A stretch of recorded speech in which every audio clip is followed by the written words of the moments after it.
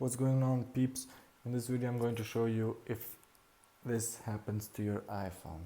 If there one day happen this to your iPhone and you cannot turn on this device, even if it's a iPhone 8, if it's a X or 8 Plus and you're stuck, and even if you plug it into your computer, there is nothing you can do.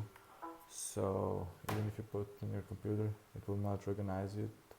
So there is no way to use this iPhone, and there is no way to turn it on.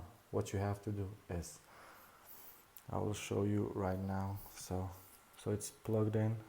I'm holding to the power button. It's not going to turn on. All you have to do is press volume up, volume down, and hold the power button. So all you have to do is, again, volume up, volume down, and power button. So just to show you, 1, 2, and 3. So I know that many people use the method to use the kind of DFU mode. So right now the computer recognizes this iPhone and it should turn on. So if this ever happened to your iPhone 8, 8 Plus, or the 10, do this thing, and you will be thankful to Tech4Dummies.